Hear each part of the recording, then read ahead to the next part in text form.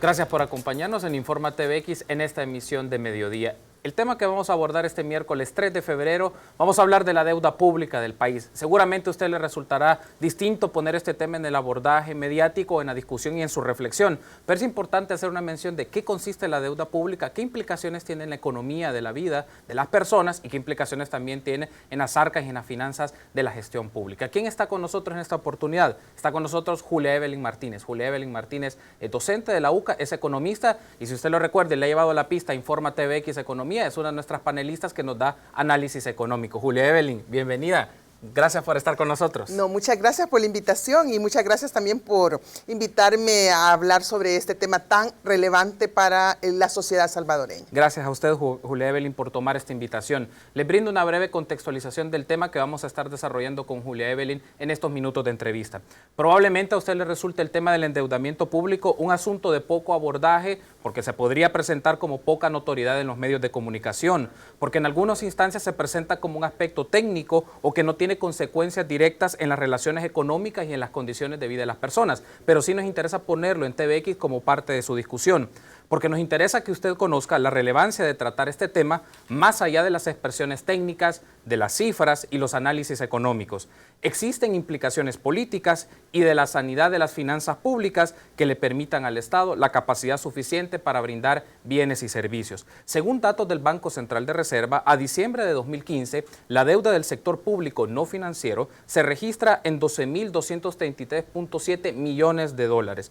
El mayor peso de esa deuda ha sido contraída con organismos financieros internacionales. Entonces, para ampliar esa temática, está Julia Evelyn con nosotros y pues poder entrarle al análisis con más profundidad sobre el tema de la deuda pública. Y lo primero que me interesaría saber, y para nuestra audiencia, Julia Evelyn, ¿por qué interesa conocer el tema de la deuda pública como un asunto de relevancia pública, como un asunto que nos interesa y nos involucra a los ciudadanos y ciudadanas de este país?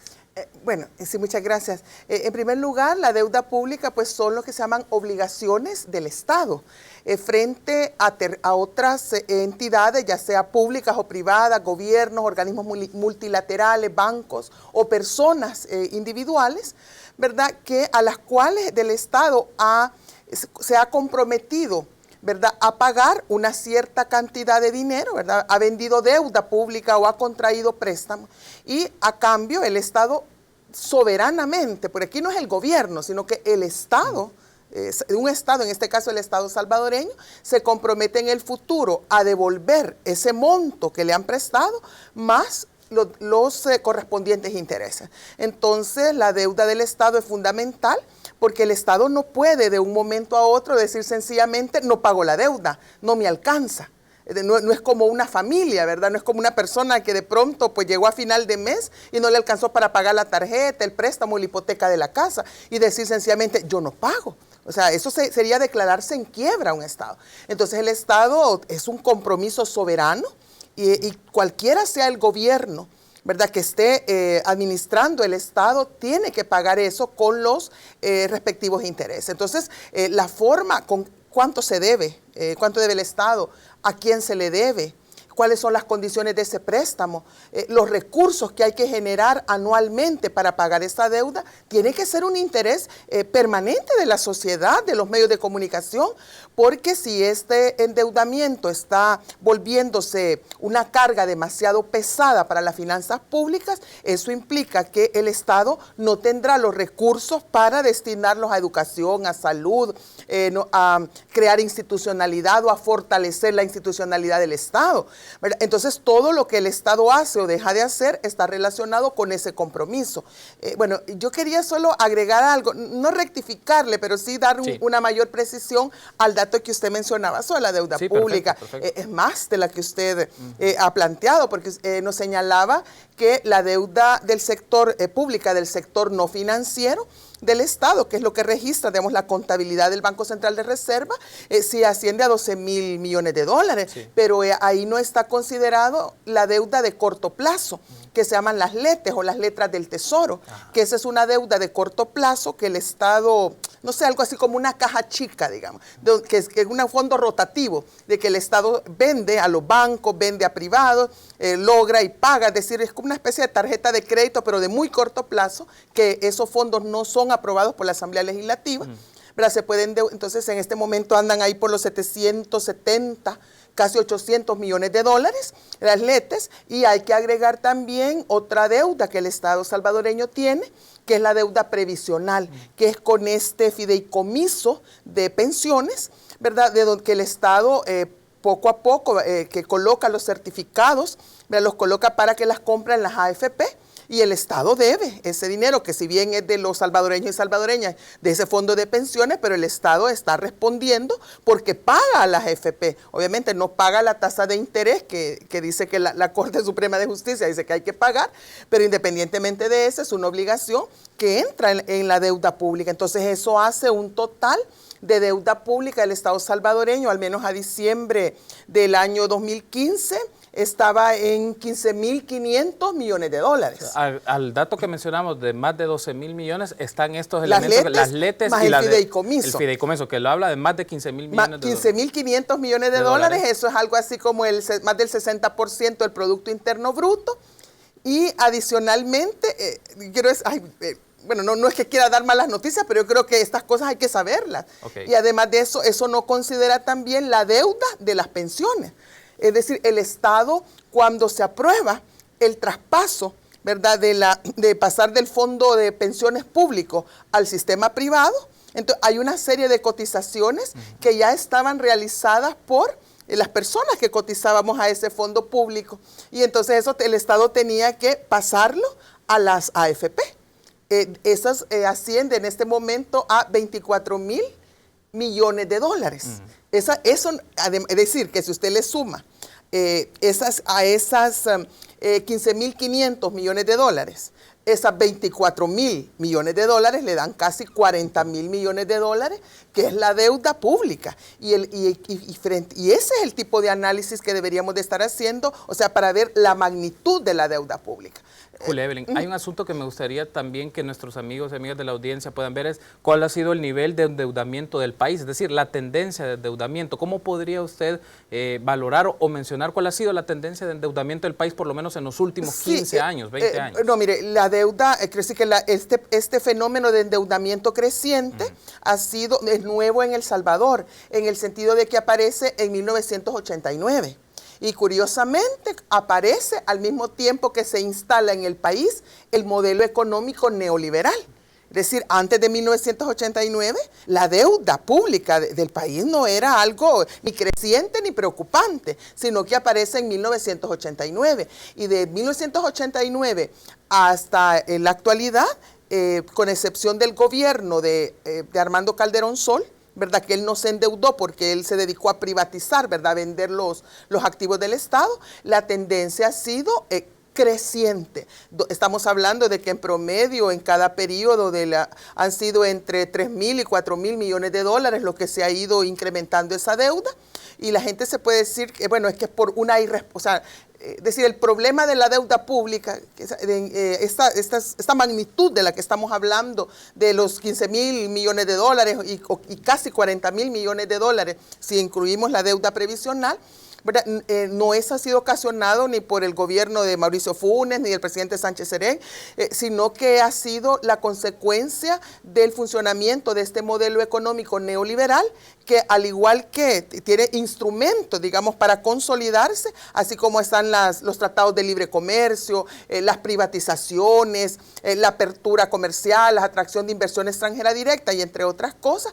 Uno de sus instrumentos es el endeudamiento público, porque al Estado, con el neoliberalismo, viene la idea de que al Estado hay que debilitarlo. Y entonces al Estado usted le empieza a quitar muchas fuentes de ingresos que tenía anteriormente. Por ejemplo, en el Estado salvadoreño, lo primero que hizo el gobierno del presidente Cristiani fue quitar el impuesto al patrimonio. Ahí queda una fuente. Después viene la privatización de las telecomunicaciones, le quita otra fuente de ingresos para el Estado. Después dan la apertura de la economía, la eliminación de los aranceles o la disminución de aranceles, otra disminución a ingresos del Estado. Entonces va viendo, entonces usted le va quitando fuentes, digamos, de recursos al Estado, lo va debilitando, Y entonces el Estado, y además le quita la posibilidad de emitir masa monetaria, dinero, digamos, hacer política monetaria, y entonces el Estado no puede endeudarse consigo mismo a través de política crediticia pública, sino que tiene que recurrir al endeudamiento con bancos, al endeudamiento con organismos multilaterales o al endeudamiento, ¿verdad?, con gobiernos, que lo de los gobiernos es mínimo. Julio, quiero justo ese punto que usted ha mencionado, estamos cerca de la pausa, de la primera pausa en el bloque de entrevista, pero quiero que es importante que también nuestra audiencia conozca quiénes son los acreedores de la deuda del Estado, es decir, a quién le debe el Estado salvadoreño, a quién tiene los compromisos de pagar este monto que puede ascender a más de 40,000 millones de dólares si tomamos en términos absolutos. Bueno, no me voy a referir al de los 40,000 millones de dólares porque eso todavía, el Estado todavía no ha comenzado a pagarlo. Pero me refiero, perdón, a estos 15,500 millones de dólares. El 65% de esta deuda está con lo que se llaman acreedores o tenedores, digamos, de deuda. Y ¿y quiénes son esos tenedores de bonos? ¿Quiénes son estas personas? Pues le quiero decir que esos tienen el 65% de nuestra deuda. Y de esos, yo por ahí tenía unos datos que van a sorprenderles. Y yo no es que quiera asustar, pero también hay que saber, es importante, como usted muy bien lo decía, a quién se le debe. Pero, por ejemplo, se le debe el 19% se le debe al Citigroup, sí. O sea, que es una corporación financiera norteamericana. Se le debe a otro banco norteamericano que es el Credit Suisse Boston, ahí se le debe el 23%.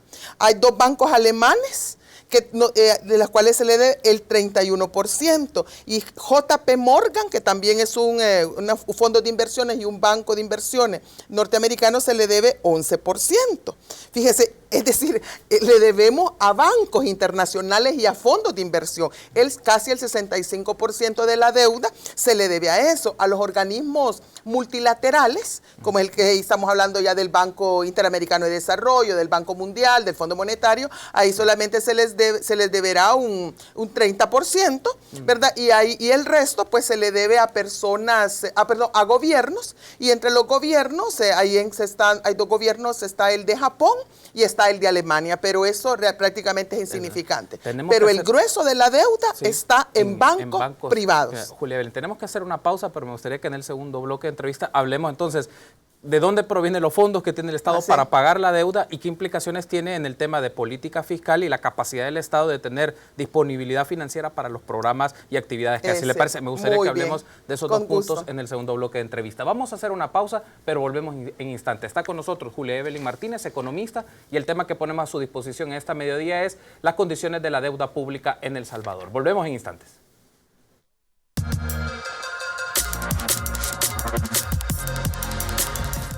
Gracias por continuar con nosotros en Informa TVX, primera emisión. El tema que estamos abordando en su espacio de entrevista este miércoles 3 de febrero es el estado de la deuda pública en El Salvador. Está con nosotros Julia Evelyn Martínez, docente, economista y parte del staff de análisis de Informa TVX Economía. Una de las apuestas de análisis que tiene este canal para ponerle a usted las discusiones sobre los temas económicos de la realidad de nuestro país. Julia Evelyn, entonces retomando el tema, hemos hablado en la primera parte el monto al que asciende la deuda pública, que no solo es el sector público financiero, debemos incorporar otros que estamos hablando de letras del Tesoro, estamos hablando de la deuda previsional, del fideicomiso de la deuda previsional, que implica mucho más. Y estamos llegando a un monto no de los 12,000 millones, sino 15,000 millones, y el tema pues previsional que implicaría llegar hasta los 40,000 millones. Ese es un aspecto importante. ¿Y quiénes son los principales acreedores de la deuda pública? Usted mencionaba Banca Internacional. Es la banca internacional, la banca corporativa, que no es una banca de desarrollo, que no está pensando en que ha contraído esa deuda con el gobierno de El Salvador por ayudar, por el desarrollo, ¿verdad?, por la prosperidad, sino que esta es una deuda que ha comprado esperando una alta tasa de rentabilidad. Ahora me interesa que hablemos, Julia Evelyn, de dónde provienen los fondos, es decir, cuáles son las fuentes para el pago de este endeudamiento del Estado. Sí, quizás antes de decirle eso, quería destacar que el problema, siempre me preguntan, ¿y cuál es el problema de la deuda pública en El Salvador? ¿Es que es demasiado, es muy alta? No, no es muy alta. Son 15,500 millones de dólares. Fíjese que equivale al 72% de las fortunas acumuladas de los 160 ultra ricos de El Salvador. Es decir, que en total, digamos, suman 21 mil millones de dólares. Entonces quiere decir que si la fortuna de estas 160 personas salvadoreñas, ¿verdad?, se dedicaran a pagar la deuda pública total en El Salvador, la podrían pagar y todavía les darían vuelto, pues les darían 6 mil millones de dólares de vuelto. O sea que no es un problema del tamaño de la deuda, ni tampoco es un problema de que el Estado salvadoreño está gastando mucho. No, mire, también los mismos datos del Fondo Monetario Internacional muestran que el gasto público en El Salvador en relación al Producto Interno Bruto es el más bajo de toda Centroamérica. Hay países como Costa Rica, como Honduras y todo, que todavía tienen un porcentaje de gasto público en relación al PIB muchísimo mayor que lo que tiene digamos, El Salvador. Entonces, ¿cuál es el problema de la deuda pública? Es la carga. ¿Y de dónde? La carga que representa el servicio de esa deuda. Fíjese que el año pasado, de acuerdo a lo que nos dice los datos que nos da el mismo Ministerio de Hacienda, eso está en la página de transparencia activa del Ministerio de Hacienda, él dice que el año pasado el servicio de la deuda pública en El Salvador fue de 790 millones de dólares, casi 800 millones de dólares, de los cuales los intereses fueron 537 millones de dólares, y el pago de amortización, así como decimos al capital, lo que va a amortizar capital, apenas fueron 253.4 millones de dólares. Entonces quiere decir que el pago de los intereses de la deuda es el doble del pago digamos, del capital, lo que realmente se está amortizando la deuda. Entonces casi 790 millones de dólares. Entonces, pues, podríamos decir, bueno, y eso es mucho, es poco. Ahora, ¿de dónde? Ahí viene su pregunta, ¿y de dónde salen? Fíjese que estos 790 millones de dólares equivalen al 20%, es decir, la quinta parte de todos los impuestos y contribuciones especiales, fovial, etcétera, todo lo que el Ministerio de Hacienda recaudó el año pasado, el 20%. Quiere decir que de todos esos impuestos que el Estado recauda, ¿verdad? Y que están ahí disponibles para satisfacer las demandas sociales, las demandas de creación de instituciones, de hacer funcionar las leyes, de fortalecer la democracia, etcétera. De esos fueron 4 mil millones de dólares el año pasado que recaudó de impuestos. De esos 790, es decir, el 20% tuvo el Estado que dejarlos, ponerlos aparte para pagar la deuda. Y entonces, como claro, no alcanza. Entonces, no alcanza pues para pagar eso. Entonces el Estado tiene constantemente que endeudarse, muchas veces cuando no recaude esos impuestos, ¿verdad? Porque eso hasta el final de año es que puede hacer el balance de todo lo que ha recaudado. Entonces, mientras tanto, el gobierno tiene que seguirse endeudando. Entonces el gobierno se endeuda para pagar el servicio de la deuda. Entonces el problema es, el peso de la deuda es tan alto. Ese es el problema, el peso de la deuda y el pago de intereses es tan alto, ¿verdad?, que el Estado realmente no solo tiene que dedicar muchos, cada vez más recursos para pagar esa deuda y tiene que también constantemente que estar endeudándose para pagar. Y frente a eso también viene un problema de gobernabilidad, de sostenibilidad fiscal, llamémosle de esa manera, porque aquí constantemente las mismas instituciones, los tanques de pensamiento, las gremiales empresariales, que tanto le reclaman al gobierno, ¿verdad?, esos altos niveles de endeudamiento, al mismo tiempo le están exigiendo cada vez que se aprueben más leyes, que se reformen leyes, que se mejore la institucionalidad del país, ¿verdad? Por ejemplo, y los movimientos sociales también exigen la ley del agua, la ley de soberanía alimentaria, los otros quieren que las reformas al sistema electoral, ¿verdad? Que las elecciones, ¿cómo se llama?, por rostro, y ahora quieren el sistema de rostro también en las municipales, pero todo eso implica recursos. Entonces, cada vez que se aprueba una ley, cada vez que hay una reforma, un cambio en el sistema político, en los programas sociales, estamos hablando de que se tiene que crear una institucionalidad y que esa institucionalidad no solo necesita gasto, digamos, inversión inicial, sino que necesita un flujo permanente de gasto corriente, salarios, de equipamiento, de pago de servicios públicos, electricidad, agua, telecomunicaciones, etcétera, etcétera, etcétera, ¿verdad?, que tiene que ser asumido. Y entonces el Estado cada vez le plantean más demandas, Y la única posibilidad con esa deuda que tiene y este servicio de la deuda, pues es o tiene que aumentar los impuestos, o tiene que hacer la reforma tributaria que se necesita, o tiene que entrar a un proceso creciente de endeudamiento. Hay un asunto que me interesa que también hablemos, Julia Evelyn, y a veces en estas notas que se ven a nivel económico, que aparecen en revistas, en periódicos, aparecen estos términos de calificadoras de riesgo. Sí. Y me gustaría que hablemos sobre esto porque cómo está dentro de la estructura del establecimiento de categorías, o le ponen A más, B más, B menos. ¿Cómo juegan el rol este tipo de calificadoras de riesgo dentro del esquema de endeudamiento de los países? ¿Cuál es el rol? Pues mire, estas calificadoras de riesgo pues son empresas privadas que el negocio que tienen es andar calificando o poniéndole nota a la deuda soberana de los países y también a la deuda de las empresas. Bueno, pero eso es aparte. Sí. Entonces le ponen calificación, y entonces, por ejemplo, si le ponen AAA más, entonces o le ponen empezar a B, o le ponen diferentes clasificaciones. Entonces eso es lo que va mostrando a los inversionistas, a quienes compran esa deuda, ¿verdad? Les quiere decir dónde está la deuda más segura, a dónde está la deuda, digamos, donde no tienen mayores incertidumbres en el pago y donde pueden obtener, donde pueden hacer sus inversiones con mayor seguridad. Entonces, de esta manera los gobiernos están interesados en tener esta calificación de riesgo, y estas entidades pues se encargan de estar monitoreando las finanzas públicas, de estar haciendo entrevistas con los que generan opinión o con los analistas económicos, ¿verdad?, financieros, para que den sus opiniones y en base también a una serie de indicadores le ponen una calificación. Obviamente, cada vez que el Estado quiere colocar esas emisiones de deuda, tiene que contar con esa calificación de riesgo. Y estas calificadoras de riesgo, quiero decir, le ganan comisiones por poner esas calificaciones. Quiero justamente que lleguemos a eso, Julia. Hay un margen especulativo para el establecimiento. Hay un gran margen especulativo. Entonces, si nos puede y mire, yo creo que muchas de estas agencias calificadoras de riesgo quedaron en serios cuestionamientos en el año 2007, cuando se dio la crisis de las hipotecas subprime, ¿verdad? Esa crisis financiera que comienza en Estados Unidos, pero que se regó al final al mundo entero y se convirtió en recesión, donde estas calificadoras de riesgo, ¿verdad?, para no arriesgar la relación de negocios, las comisiones que tenían con el endeudamiento, en este caso de los bancos privados y en otros casos de los gobiernos, pero sobre todo de la banca, porque también le ponen calificación de riesgo a los bancos privados, a los fondos de inversión que emiten también deuda, porque las empresas privadas también se endeudan, pero de eso poco se habla, poco se conoce, ¿verdad? Entonces, muchas veces estas calificadoras pusieron notas equivocadas, calificaron con AAA a emisiones de deuda de bancas privadas y de fondos de inversión que estaban casi categoría C o categoría D, que eran lo que se llaman bonos basura. Eran bonos, pero así literalmente basura, que no valían nada.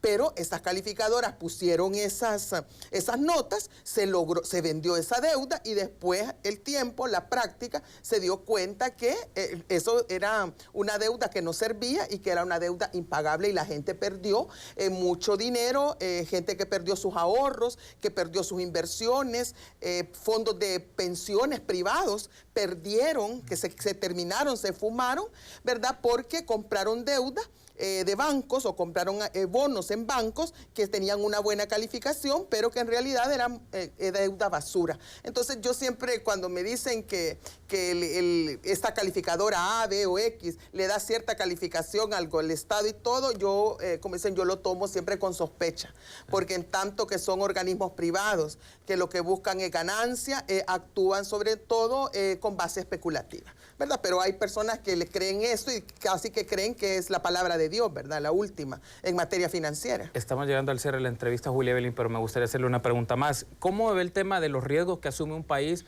con el nivel de endeudamiento que se tiene, o de dónde provienen los fondos para pagar esa deuda con las condiciones de pobreza, exclusión social o limitaciones de desarrollo? Es decir, esta relación, porque se puede ver un tema muy técnico que solo son de ciertos grupos, pero cómo eso se relaciona en condiciones de vida, de desarrollo de las personas y también de exclusión. Mire, en una economía como la salvadoreña, que está, digamos, blindada, que tiene tantos candados, que puso el neoliberalismo, las políticas neoliberales, y que todavía el gobierno actual no puede romper, entre estas la dolarización, pues la deuda, digamos, el peso creciente de la deuda pública, y que obliga al gobierno a constantemente estar honrando esa deuda, puede llevarle a una situación de insolvencia. Y esto no es una especulación, digamos, esto no es que ver el apocalipsis o ver la catástrofe, no, hay un serio riesgo de que el Estado salvadoreño en determinado momento, porque como va creciendo el peso del servicio de la deuda, los intereses, estamos como en una trampa de endeudamiento. Sí. Entonces puede llegar un momento en que el Estado salvadoreño, digamos, que no tenga remesas, que no pueda seguir con la dolarización, que las demandas sociales se hacen mayores, etcétera, que realmente no pueda pagar esa deuda. Sí. Y entonces ahí entra el Fondo Monetario Internacional para salvar a los países, porque eso es lo que es el mecanismo, es un salvataje de los estados. Y entonces, pero estos fondos que otorga el Fondo Monetario Internacional no son fondos que los da gratuitamente o por el bienestar del país, ¿verdad? Sino que son fondos que están atados a paquetes de medidas de cumplimiento obligatorio, ¿verdad? Para realizar ajustes fiscales y que el gobierno recibe ese dinero, pero se comprometa a seguir con ciertas reformas. Entre estas, por lo general, están relacionadas con disminución de gasto corriente, reformas en las pensiones que son regresivas para las personas, es decir, aumento en la edad de jubilación, disminución de las pensiones, disminución del empleo en el sector público, disminución de subsidios, disminución de gasto corriente, es decir, eso se llaman las medidas de estabilización y ajuste, y esto al final termina impactando, en primer lugar, la calidad y la cantidad de bienes y servicios públicos que el Estado ofrece a la ciudadanía, que a su vez las familias, los hogares, especialmente las mujeres, tienen que actuar como haciendo la contrapartida, ¿verdad? Aumentando la carga de trabajo no remunerado al interior de la familia. Es decir, al final el ajuste económico, cuando un país queda en una crisis de deuda, el ajuste se termina haciendo, pero los costos sociales de ese ajuste terminan recayendo sobre las personas más pobres y especialmente sobre las mujeres. Gracias, Julia Evelyn, muy gentil. Creo que tenemos un capítulo pendiente para hablar de la deuda privada, que va a ser en otro momento, para que lo abordemos en el espacio de Informa. Para poder hablar de la deuda total hay que hablar no solo de la deuda pública, sino que también de la deuda privada, y especialmente la deuda de las empresas y de los bancos. Gracias, Julia Evelyn, por habernos acompañado esta mediodía. Vamos a hacer una breve pausa, pero continuamos con más información. Informa TVX, primera emisión. Volvemos.